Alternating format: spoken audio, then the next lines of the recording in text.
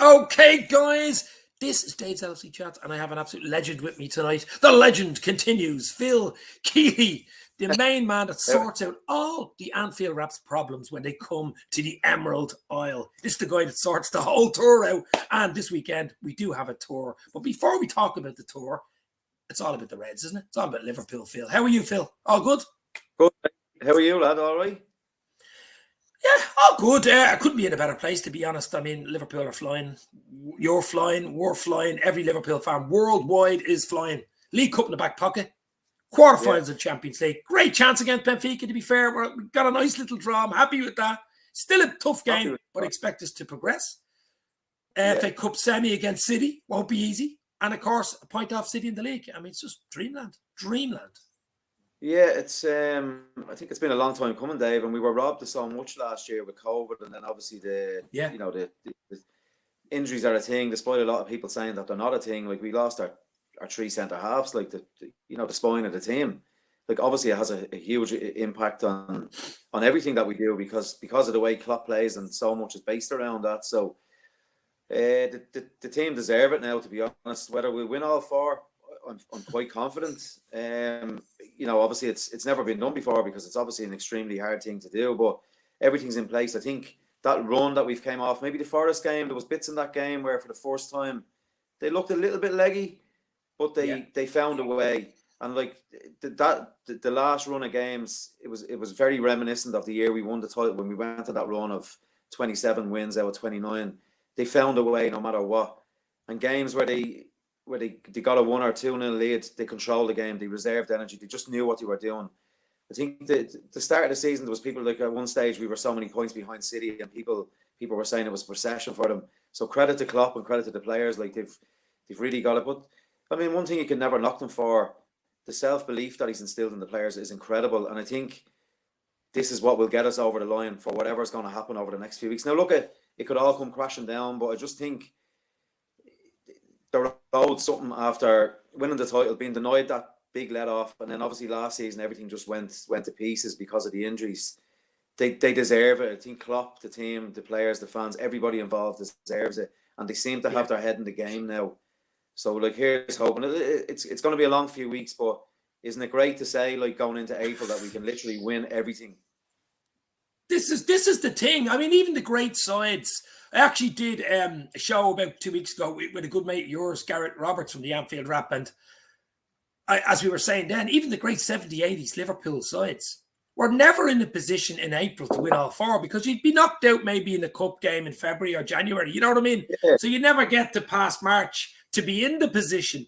Like coming around the bend on the Grand National, and you've 3 or 4 fences to jump. You know, that type of way. You usually fall early at Beaches Brook or something like that. But I just think Liverpool, I mean, it's dreamland. I've plaudits all over the place. I think key for us, to be honest, is all players come back fit and raring to go. No injuries in the international break, and our spine stays fit. We've been lucky with that at the moment, but the spine stays fit. But I mean, the thing about the injuries is, like, you know, as I said, like last year, I think we got more than our fair share of bad luck and injuries. So this year, I think like Matip has played. I think this season Matip has played more games than he has like ever in his career for a season. But I think what a player he's turned out to be. Jesus Christ, he's incredible. Like whatever they did in the summer between Klopp and the medical staff, like they've got him. And like, I mean, you know, Virgil is Virgil, but there was a point where, you know, you're looking at him going like, well, Matip is our best centre half at the minute. Like, you know, that's the impact he's having. And then like you watch the game on Sunday, Konate, every time he's brought in, he's 21 years of age. He just looks incredible. Big lad. He's a big lad. He's very, very young. But I mean, they're in training. He's in training every day. He has Matip there. He has Van Dijk. Like Joe Gomez, I know he's been unlucky, but he's an incredible centre half. He's just, unfortunately, he can't get in at the minute because everybody else is so good. But I mean, they're learning. They're training every day with the best players in the best positions, you know. Like, we're never going to have a chance as good as this. Like, it is well and truly dreamland for us as Liverpool fans. Like, when you think back, like, you know, for 20 years we're growing up and we're watching that other lot win everything every single year, you know, and the best we could hope for was maybe, like, you know, we had 2001 was brilliant, and obviously Istanbul, but we just never got over the line with the one thing we always wanted. Now we're in with a chance of winning everything, and they're so far behind now. It's incredible. Now, obviously, listen, City are an incredible football team, albeit that they've got there by, you know, we don't need to go into it, but they are an incredible football team. So I think it's more testament to Klopp for what he's doing, because I think if Klopp wasn't there, like, it would just be a procession every year with City, you know. Yeah, exactly. And you know, they do drive each other, but it's testament the way they've built the club from when he took over. It's absolutely incredible. And now, like I was saying to you before we went on, like, you go online and, like, it's incredible. Like, you know, parts of the game on Sunday where I said they looked a little bit leggy, but people are actually giving out, and you're saying, like, well, what more do you want from your team? Like, you can't play well every single week. Yeah. All the important thing that matters now is that we win, keep the players fit, and we just keep going, keep the momentum building. It's not about performances, Phil. It's about results at this stage. Just win the bloody game and go again. It's all about results. Yeah, and every game is a game closer. And I know you know by listening to them, Klopp will just take it one game at a time, and that's the best way to do it. Get the next game out of the way. Watford, beat them. We're top of the league then. All the pressure's piled back on City going into that huge game a week later. And the thing is, if we beat Watford, you're nearly in a position where you could say a draw might be okay at the Etihad. Brilliant to win there. I think it's a must-not-lose game. I never ever said it was a must-win game. If you win it, Jesus, it's a bonus. But you don't lose. That's a game you draw. You do not lose that game. No, you don't lose. But I think if we were to go there and beat them, like, one thing I've always said, like, that year we won the title, we went on a procession of wins, and as good as Guardiola's side are, once the pressure's on them, they don't seem to have that mental block, you know, that the Liverpool lads have, where it's in their head to just win. Now, listen, as I said, like, we could end up with no more trophies. We could end up with just the one we have. But if we were to win there, it would just be such a psychological blow to them. You know, you see Bernardo Silva last week, he's asked a question, like, nothing to do with us, and he just answered. It's all Liverpool. It's all Liverpool. We are in their heads, and I don't think they're in Klopp's head. I think he said, he doesn't care. Get the players training, keep them fit. Each game. Let's go. I seen the thing with Guardiola. Now, I don't know how old the clip was. I think it was only a few weeks ago. And he was asked something about Liverpool. He says, Liverpool are a pain in the arse, basically. In other words, they're always there. And to be fair to Man City, we know the issue with money and how they got there in a nation state, an oil state, basically. And we've seen what happened at Newcastle and what's happening at Chelsea at the moment. But for me, both teams have been the catalyst for each other to be in the position we're in, because it's 90 plus points now to win a league. That's never been like that since Liverpool City have been there. Even the great United teams have never got 90 points. Okay, so for me, Pep has pushed Klopp and Klopp has pushed Pep. You know what I mean? And we're getting different astronomical levels of performance and wins out of both teams. And it's just crazy. It's crazy. Yeah. If you look back, the Premier League years will be on Sky, and you watch it, like, and you see like some of the, like, I think I could be wrong, but I think the year United won the treble, like, they won the title with like 78 points. Now I'm open to correction, but I'm nearly sure they won it with something low. But at the time, like, even now, you're saying, okay, so there's 9-10 games left in the league, and both teams have to play each other.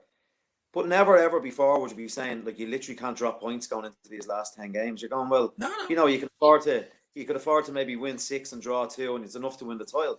But the standard is so high, and you're right, they do push each other to an astronomical level. But again, I'll go back to the year we won the league. We were just so relentless that we just blew them out of water. Our heads completely went, and I'm sort of hoping now that something similar will happen this time. Now, as I said, like, maybe none of it will come out for us, but they just seem to have the bit between their teeth now. And as I said, they're owed something after the last time, the way the pandemic hit and they didn't get to celebrate, and the way it was all just a bit weird. It was incredible, like, but just a bit weird. I think we're owed that as fans, the players, but Klopp more than anyone. Klopp deserves his moments, you know, and like the effort and the work rate they put in, like, it's incredible. And you're right, like, both teams push each other to the hilt. But these next couple of weeks, like, it's absolute dreamland. Like, it's stressful, crazy shit. Absolutely. If anybody is following Liverpool and not enjoying this, like, you're in. But you do get that, as you said, you get that toxic bullshit on social media, especially Twitter, and like giving out about a display, or giving out about FSG, or giving out about anything. I think these guys just give out about bleeding. If they get up in the morning the wrong side of the bed, they're giving fucking out. Let's be real. These fuckers just give out. So I call them TikTok boys. They're basically don't give a fuck. They're Liverpool fans. Yeah, they might be Liverpool fans, whatever. They probably follow Salah if he moved fucking away in the summer. They don't even follow Liverpool. Thing, isn't it? So, yeah, that's it. They're not, you know, they want Liverpool to do well, yeah, but when they lose or even draw or even win 1-0, it's not good enough. 1-0. Why did we win 4-0 there? What the fuck is... They don't remember Liverpool when we were fucking shit. We had rough times in the 90s. We had rough times in the 90s. And when Hicks and Gillette were there in 2010, what? Roy, yeah, mate. But, like, you know what I mean? They're probably only 15, 16 years old. They don't remember bleeding Roy Hodgson. So that's the problem we have as Liverpool fans. And I'm enjoying every fucking day of it. Every single day of it. And the thing is, like, when did football become a topic where we're discussing owners of clubs? Like, it's so distorted now with Chelsea, Newcastle and City, which I'll hark back to it. It's even more testament to Klopp and to FSG. Like, I don't get involved in that. I don't really know a huge amount. I don't want it. My sole interest is following them lads on the pitch and the manager, you know. But now, in light of everything that's gone on, FSG are coming out more and more every day looking like, no, I won't say the perfect owners. They've made mistakes, of course. They've made mistakes, definitely. But as a business and as a club, like the club, it's impeccable the way it's been run. And people like to be fair, like you know, yourself, the lads, the Anfield Wrap lads, and that we all know, like common friends. We're all of an age now where we've seen bad times. This is incredible now. It's a proper club now. I would not for 1 minute ever want our club to be run the way Chelsea or City is. Like it diminishes achievements, and like the stuff with Chelsea now, you don't want to see the club going out of business, but it's about time now. Like, and you know, to be fair, the people that own City, like they got off on a technicality. They'll be watching their backs now because the FA and the government are Newcastle too. Newcastle too. 100%. But then PSG, like, all these clubs, I mean, you don't need me to tell you like that a Tory government should never be in charge, but why were they happy to take the money in the first place? You know, it's incredible that these people brown envelope time. It's all about money. It's Benjamin Franklin's, whatever you want to call it. The Premier League are at fault as well. They're looking 100%. At the money. They don't really care about anything else. You know, to be fair to them, the Premier League and Sky Sports, when you think about it, have just pushed the level of the Premier League in, say, the last 20 years. Yeah, 100%. But there's ways of doing it. There's ways of doing it, and there's wrong ways of doing it, I suppose. Yeah, there is. Like, but again, like we'll go back to it. Without like the Premier League's product, if Klopp is not there, it's Bundesliga. City are winning the league every year by a landslide.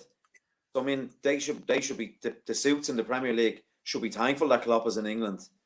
Like, if truth be told, because otherwise City would just demolish that league every single year. And as you say, it'd be a farmers' fucking league, basically. It would be a farmers' league, and it's again, like you are right. It's testament to the two managers that they push each other, and the standards are so high. But like Klopp's done it the right way. Guardiola, like I've said it before, wrote a piece on it before. Incredible manager, but it'll always be diminished for me because of the way the club is run and what they're doing. Like, you know, like in what I seen a thing today where. Again, like I don't know anything about the finances or people that own clubs, but some report came out that City in the last financial year they were the most revenue generated club. Like, in what planet like are they generating more money than Barcelona, Madrid, Manchester United, Liverpool? It's just blatantly flaunting it in front of people's eyes. It's incredible, like it's crazy incredible about it. Yeah. But listen again, look, they've more lawyers, like they've more fucking lawyers than fucking, you know, they've more lawyers than football players basically at that club. It's money. It's look, you can't say too much. We're on YouTube, so we get liable type of stuff. But look, at least let's not talk about Man City anymore because it's all about Liverpool. We don't care what City do. But you're right. We're up against the bleeding juggernaut. It's like David and Goliath, and David at the moment is going to win, baby. 100%, baby. Yeah, and we're there. Like, it's been incredible. Like, it's relentless now. Let's just hope that they can take it over the line now because it's going to be. So, what do you think?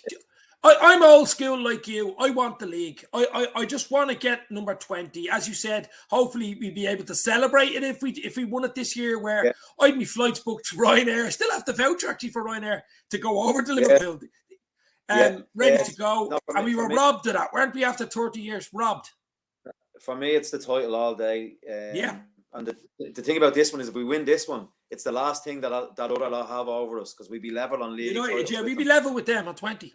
We'll be level, so it's the last thing that they have over us at the minute. Like, it's great to see their demise now. Like, but every year is the league for me.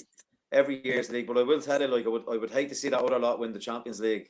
So I want us to win everything. I want us to win the lot.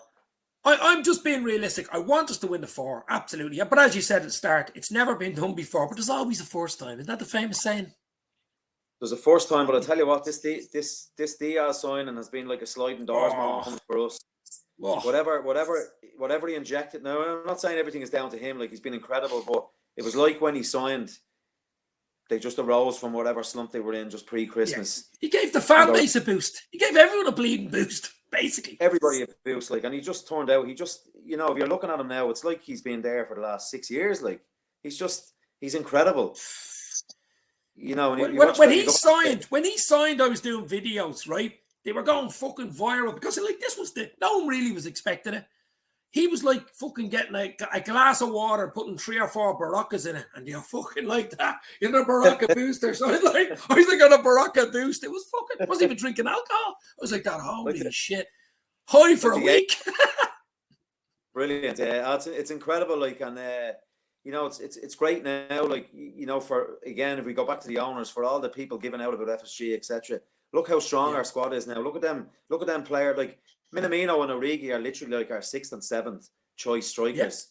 Yeah. They've all contributed this season. It's incredible. Diogo Jota, what a player he's turned out to be. Like, in fairness, Sunday he does nothing for 78 minutes. Hits the winner.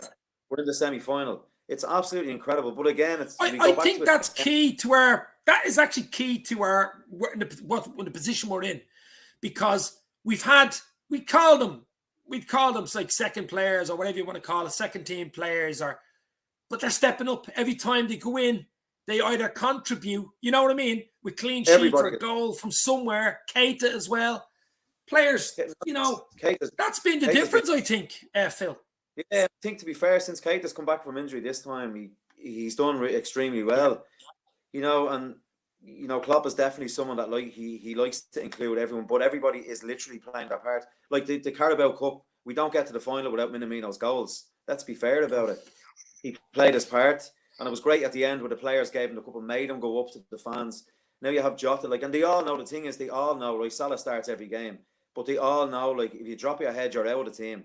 You have to be 110% every single week. But it's just incredible now that, you know, you're watching the game, you can bring on Mohamed Salah and Sadio Mane off the bench, like the top scorer, the second top scorer. You've Jota there. Like, it's absolutely incredible. And it does. And that could be the difference. Like, for City, their squad is not huge. They've an incredible 16, 17 players. But outside of that, it could be the difference. They don't have a striker, really, do they?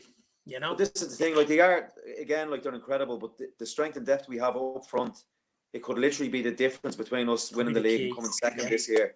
Oh, incredible! Like, but it's like, as I said, it's all to look forward to. Like, it is stressful. Don't get me wrong, but it's absolutely incredible. Stressful. Like, how many years are we watching the Reds, and you get to January and we like, everything's gone. You're just this procession. Like, you're like, let's get forward. We can literally win the whole lot now. It's never been done. To be fair, Phil, most fucking seasons until Klopp came along. Let's be real. The odd season. You know what I mean? I used to have a lot more hair, Dave. Now it's falling out now. You know? But I'll tell you what we're going to do for the last part of the show. We're going to talk about the Anfield Wrap. Oh, your old mates. They're coming to Ireland on Friday to Belfast, Dublin Saturday, and Cork on Sunday. You organise the boys when they come over. So do you want to just fill people in that are going to be watching the show later? What to expect at an Anfield Wrap show? So basically, I think the big thing to let people know that it's not a live podcast. There is a format to the shows. So this time so obviously we had planned to do a lot of stuff in summer 2020, and the pandemic took hold and everything was cancelled. And then we had tried, I think this is probably our 5th attempt at getting these shows on the road. Like, just one thing led to another.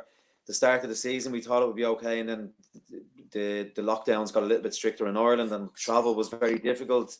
But listen, touch wood now, like, we seem to be moving out of it now. So this was our first opportunity. So we're doing 3 shows. So the lads will come over Friday. We'll do Belfast. We're doing Limelight 2. Then we travel to Dublin on Saturday. We're doing Sugar Club. We've done Sugar Club a couple of times before. I'm not sure if you've been at one of them shows. I was, Sugar Yeah, Sugar Club's incredible. Actually, one of the last tour I put on before the pandemic was the Anfield Wrap. You were there yourself in Opium in Dublin. We done 4 dates that time. It was brilliant. It was, because it was pretty much confirmed then that we were going to win this title at long last, like, you know. So then we do Saturday we do Dublin. Then Sunday we travel to Cork. It's in a venue called the Oliver Plunkett. It's upstairs. We work with a couple of promoters down there, a couple of lovely lads. It's Unemployable Promotions. It's called. They're great lads to deal with. So we're going back there. Then the lads I think Neil is actually going to America on Monday because he released a book. I'm not sure if you're aware. He released a book during the pandemic. It was him and this guy in America just letters to each other about the games and that. So he's gone over there to do stuff over there. So it was actually, even when we got the dates, there was a lot of stumbling blocks because they're actually so busy at the moment, and because the season is at the crunch time now, it nearly wasn't happening again. But thankfully we're over the line now.